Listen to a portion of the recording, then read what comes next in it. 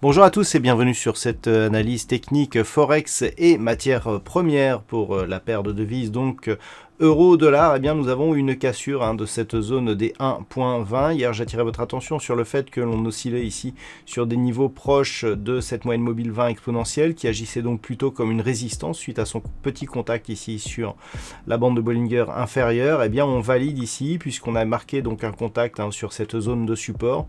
On est venu marquer un rebond technique. La zone des 1.2060 a eu du mal à s'imposer comme support et donc on a validé une rupture ici de cette zone des 1.20. C'était donc un scénario alternatif. Donc la période de devise confirme sa dynamique baissière très court terme avec comme prochain objectif donc la zone des 1.1950. Sur la paire de devises livre sterling contre dollar américain, nous avons là aussi une reprise d'un mouvement baissier puisque même si les cours ici tentaient une stabilisation autour des 1,3950, c'est ce que je vous indiquais hier, on a cassé cette zone. Alors là on le voit d'un point de vue global, on est donc dans la zone de retracement 50-61,8. Maintenant si l'on se rapproche un petit peu, on a eu donc un contact ici sur cette bolle supérieure, puis on a cassé donc la zone des 1,3950, on est à un niveau proche ici de la bande de Bollinger inférieure, donc clairement ici on passe dans un flux baissier. Pour valider donc cette nouvelle tendance, il faudrait casser ce point bas significatif, très proche ici de la zone de support des 1,3850, donc on prendra comme repère ici la zone des 1,3850, et si cette cassure intervenait, on pourrait connaître donc une accélération du mouvement baissier en direction du dernier retracement ici à 1,3823, qui en cas de cassure nous donnerait comme objectif une poursuite en direction ici de ce prochain support des 1,3745, mais surtout une probabilité plus forte de rejoindre ici le plus bas, donc la base du retracement de Fibonacci, donc un retracement total à ici 1,3564.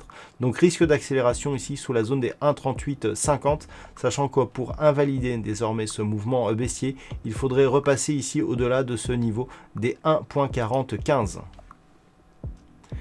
Et puis sur l'or, nous continuons donc dans cette dynamique baissière. On avait une première attaque ici de la zone des 1720 $ l'once. On était remonté ici sur les moyennes mobiles qui ont agi comme résistance. On a recassé ici la zone des 1720. Cette zone agissait comme résistance, mais on restait à proximité de celle-ci.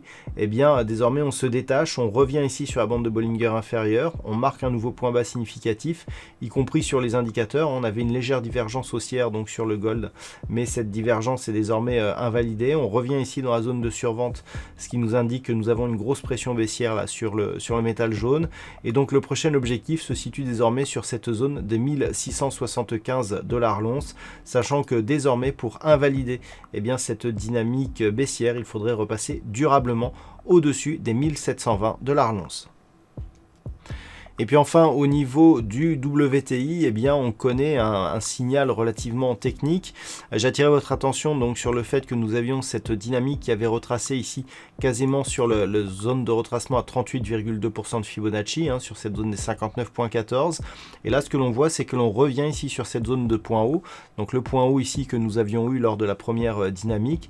On est venu tester cette zone, on a tenté ici une cassure des 63,80 avant de se raviser.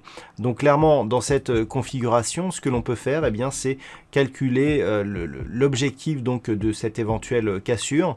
Pour cela, il suffit de tracer le retracement de Fibonacci sur la phase ici de retracement, donc sur la phase de consolidation, et de voir où nous emmène l'extension. Et cette extension, elle nous emmène sur un niveau ici à 66,61, juste à côté d'une résistance déjà identifiée à 66,50 $ le baril. Donc cette configuration elle est du coup très lisible.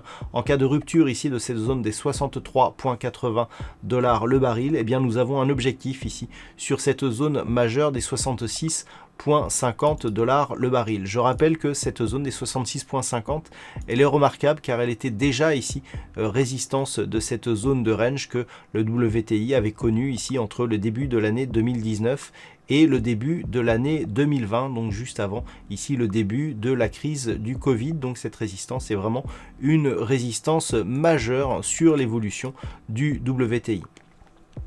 Voilà donc ce que l'on peut dire sur cette analyse technique Forex et matières premières. Passez une bonne soirée, on se retrouve dès demain pour d'autres analyses techniques, toujours sur le site boursicoté.com.